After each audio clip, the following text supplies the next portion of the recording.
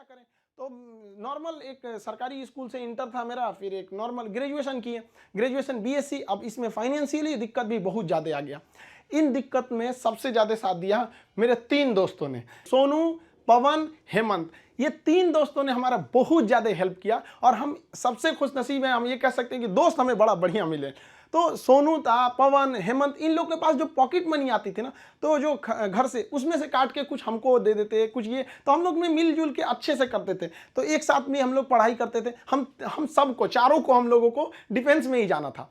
अब हम लोग ने क्या किया भाई, बाकी लोग की फाइनेंशियली ठीक थी, हेमंत की भी सही नहीं थी, तो वो सेल्फ डिपेंडेंट था। तो हेमंत ने कहा कि एक काम कर, तो भाई चलो तुम भी को टीचिंग में ले आते हैं। तो उसने क्या किया, हमको एक होम ट्यूशन के पास ले गया पढ़ाने के लिए। होम ट्यूशन, अब वो हम लोग को बच्चों को उतना पढ़ाने का आइडिया नहीं, बस उसको लड़का बहुत पढ़ने में कमजोर था और उसको होम ट्यूशन पढ़ाया गया ना, स्कूल में बहुत अच्छा टॉप पे आ गया वो। उसके घर वाले काफी खुश हुए सब, और वो बहुत अच्छा से पढ़ रहा था।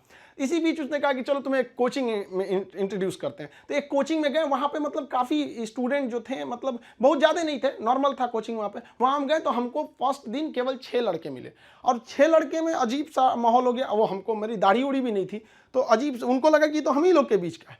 तो हम 6 बच्चे को पढ़ाए, हमको भी खुद एम्बेरस फील हो रहा था कि ये लोग हमको उस तरह से देख क्यों नहीं रहे हैं। अब उसको 6 लड़कों से अगले दिन वो 50 हो गए, फिर 100, 150, इतना तेज बढ़ने लगा। अब वो कोचिंग वाला जो था उसको लगा कि नहीं भाई, पैसा तो ठीक आ रहा है यहाँ पे, ये तो ठीक ठाक है। तो उन्होंने हमको कह दिया कि भाई देखिए सर, आपको अपना नाम, पता, एड्रेस, मोबाइल नंबर कुछ भी नहीं देना है। हम क्या, हमको जरूरत भी नहीं है इसकी, हमको चुपचाप पीजी वगैरह करना है यहाँ पे। हमारी तो फौज का सपना टूटा था, समझ में नहीं आ रहा था करे क्या करें यहाँ पर, क्योंकि लाइफ बड़ी अजीब चीज होती है। जब तक आपको समझ में आएगी आधी बीत चुकी रहती है। यहाँ लाइफ में क्या होता है, सोचेंगे क्या, बनेंगे क्या, ख्वाहिश कुछ और चीज की रहती है। यही है जिंदगी, सबको इसी के साथ चलना रहता है। तो हमने कहा कोई बात नहीं। उन्होंने कहा कि चलो भाई, हमारा उनको नाम पता था तो टाइटल के वजह से उन्होंने खान नाम दे दिया, खान सर। धीरे धीरे वहाँ पे पढ़ाते रहे, वहाँ पे लड़के बहुत हो गए।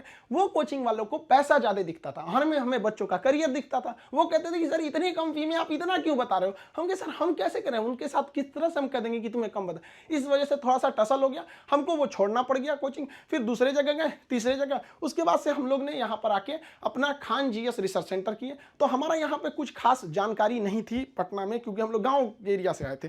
तो यहाँ पे कुछ पार्टनर्स वगैरह को कुछ ढूंढे यहाँ के लोगों को, उन लोगों ने तो सत्यानाश ही कर दिया। उन लोगों ने सारा चीज, 6 महीने बाद उन लोगों का फुल प्लानिंग था कि कोचिंग को हड़प लेना है। उन लोगों ने कहा कि बेंच भी मेरा, कुर्सी मेरा, पंखा में, सब कुछ। हम तो परेशान हो गए, मेरे पास कुछ भी नहीं बचा। ये हाल कर दिया लोगों ने कि हमारे जेब में केवल 40 रुपया बचे थे और घर लौटने के लिए 90 रुपये चाहिए था। हम परेशान हो गए, भाई कम से कम 90 तो छोड़ो, घर चले जाए यार, पे यहाँ पे क्या कर दिया। कोई दिमाग काम नहीं कर रहा था। तो गंगा के किनारे हम बैठे थे शाम के वक्त में, टेंशन में। यहाँ पर सोचे कि अब टेंशन में जाएंगे, अब रूम। तो यहाँ से जब रूम पे गए, वहाँ पे पता चला वो दरवाजा खटखटाए तो कोई खोल ही नहीं रहा था। बड़ा देर बाद खोले तो मुझे कहाँ थे, हम कहें यहीं पे नदी बैठे थे, टेंशन में थे थोड़ा सा। कहे कितना टाइम हो रहा है, हम कहें यही 7-8 बज रहा होगा। तो उन्होंने कहा कि घड़ी देखो। हम देखे रात का 2:30 बज गया था।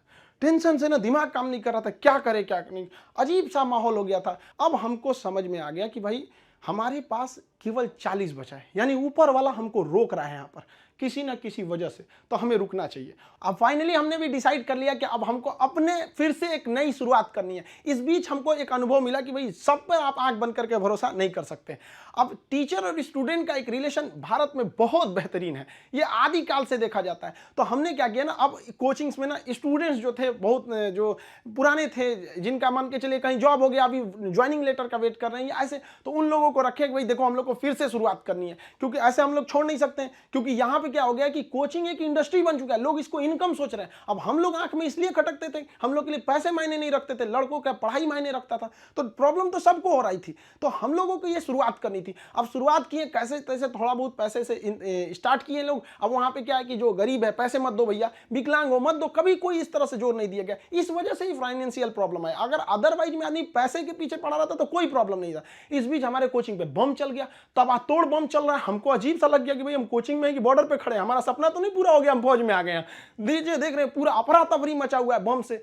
इतनी तबाही हो गई, हमको मतलब एकदम लास्ट में आ गए कि हमको अब लगता है यहाँ से छोड़ देना पड़ेगा। फिर लड़कों ने कहा कि सर आप हाँ हिम्मत मत हारिए। हमारे कोचिंग में, हमारा जो कैंपस है इसके अगल बगल में 17 कोचिंग है, सबका शटर बंद हो गया, सब लोग भाग गए लोग। हम लोग अकेले, भाई कम से कम कोई पूछते भी आता तो कम से कम एक सहानुभूति लगती है। लेकिन लड़के आए, लड़कियां तक आई कि सर कोई बात नहीं, आप खोलिए, हम लोग पढ़ेंगे लोग, यहाँ कितनों बम चले यहाँ पे।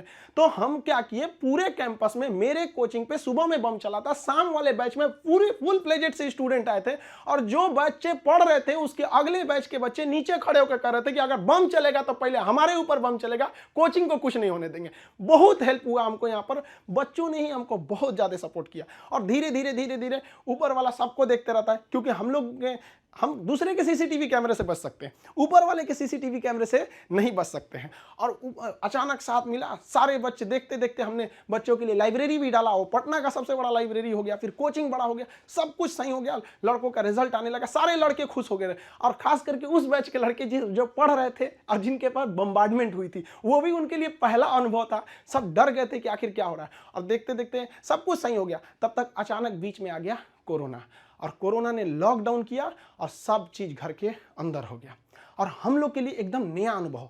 और नॉर्मल जब कोरोना होगा, शुरुआती लॉकडाउन इतना स्ट्रिक्ट था, पता चला कि अब तो आपको ऑनलाइन ही पढ़ाना पड़ेगा। और हमारी जैसे ऑनलाइन आदमी को ऑनलाइन कुछ पता ही नहीं, फेसबुक चलाने नहीं आता हमको, सुनते हैं कि टेलीग्राम व्हाट्सएप की तरह होता है, लेकिन हमको आज तक टेलीग्राम पता नहीं चल पाया। और हमारे जैसे आदमी को ऑनलाइन आना पड़ेगा, तो हम तो आफत हो गया मेरे लिए। तो हमारे गांव पे मेरा दोस्त था, उसकी फोटोकॉपी की दुकान थी, छोटी सी शॉप थी फोटोकॉपी की। अब आप समझ सकते हैं फोटोकॉपी की दुकान पे क्या इंफ्रास्ट्रक्चर, कितनी बड़ी बिल्डिंग तो होगी नहीं, छोटा सा जगह था। अब वो शटर सामने थी, शटर गिराते थे लोग, एक लकड़ी का पलाई बनाए, उस पर पढ़ाना चालू किए। पता चला सामने से पुलिस की गाड़ी जाती थी, तो शटर के अंदर हम लोग पड़े हैं, पसीना हो रहा है, वैसे पुलिस का सायरन आ रहा है, आवाज आ रहा है। लड़के कह रहे सर कैसे वीडियो बना रहे हैं, कहाँ से बना रहे हैं, ना लाइट सही है ना आवाज सही है। हम कहे भाई हमको यही है जो है यहाँ पे।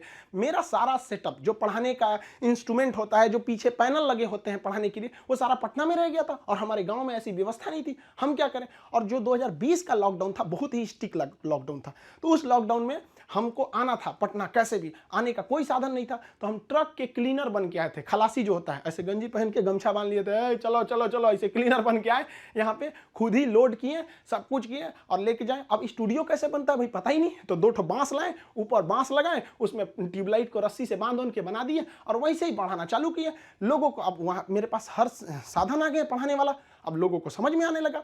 धीरे धीरे लोग पसंद करने लगे यहाँ पे कि हाँ ये बात सही है। अब हमारे एक दिल्ली के हमारे एक मित्र हैं मिश्रा जी, उन्होंने सारा सेटअप किया कि ये कैमरा ठीक रहेगा, ये लाइटिंग ठीक रहेगी, ऐसे ऐसे सही रहेगा। उन्होंने बहुत बेहतर काम कर दिया, मेरे लिए अच्छा हो गया। अब इस बीच अब लड़कों का कोर्स चालू करने के लिए एप्लीकेशन बनाने लगे, तो धीरे धीरे लड़के एप्लीकेशन पे देखने लगे यूट्यूब पे। और हमको तो आज तक समझ में नहीं आया कि यूट्यूब पर एजुकेशन के फील्ड को हम ऐसे देखते हैं कि वो लोग भी कमेंट करते हैं, कहते हैं कि सर हमारा किसी जनरल कंपटीशन, हम किसी कंपटीशन की तैयारी नहीं करते हैं, नहीं हमको कोई एग्जाम से मतलब है, फिर भी हम देखते हैं। हमको इस बात की इतनी खुशी होती है, इसलिए नहीं कि वो लोग हमारा वीडियोस देखते हैं, इसलिए कि जो लोग पढ़ाई छोड़ दिए हैं उनको भी इस बात का अफसोस है कि हमने पढ़ाई क्यों छोड़ा। और ये कंफर्म है कि वो अपने बच्चों को या समाज को आगे पढ़ने के लिए जरूर करेंगे, और इस देश को जो पीछे गया है उसको आगे ले जाने का एकमात्र रास्ता है शिक्षा। क्योंकि शिक्षा जिसके पास रहेगी वो कभी किसी से नहीं डर सकता है, अपने अधिकार के लिए खड़ा रहेगा। तो काफी खुशी होने लगी। लेकिन ऑनलाइन का हमको बहुत ज्यादा आइडिया नहीं लगा, तो धीरे धीरे क्या हुआ, संघर्ष आगे बढ़ा। अब होता क्या है कि लाइफ में कभी इंसान कोई लिफ्ट की तरफ बढ़ जाता है तो उसको काफी खुशी होती है, अरे बाप रे बहुत ऊंचाई पे आ गया। लेकिन जो सीढ़ियों की तरफ बढ़ता है ना, ऊपर जाके उसको एक थकान होती है, लेकिन दिल से एक सुकून भी मिलता है कि मेहनत से बढ़े, तो उसके लिए ऊंचाई बहुत मायने नहीं रखती है। तो जो लोग देखिएगा ना उतराने लगते हैं, अहंकार कर देते हैं, उस सबसे लिफ्ट से बढ़ा है सब वहां पे। तो जीवन में कभी किसी को अहंकार तो करना ही नहीं चाहिए यहाँ पर, और ना ही दूसरे की बुराई करनी चाहिए। दूसरे की बुराई से कोई फायदा नहीं मिलता है, आपस में मिलजुल कर रहना चाहिए। बुझ जाते हैं कभी दिए तेल की कमी से भी, हर बार कसूर हवाओं का नहीं होता है। आखिर में हम आप सबसे यही कहना चाहेंगे कि ये दुख, ये दर्द, ये गम, ये सब तेरे अंदर है। तू खुद के बनाए पिंजड़े से बाहर निकल के देख, तू अपने आप में एक सिकंदर है। इस वीडियो के बारे में अपनी राय नीचे कमेंट सेक्शन में हमें बताएं और अपने दोस्तों के साथ ये वीडियो शेयर करना ना भूलें।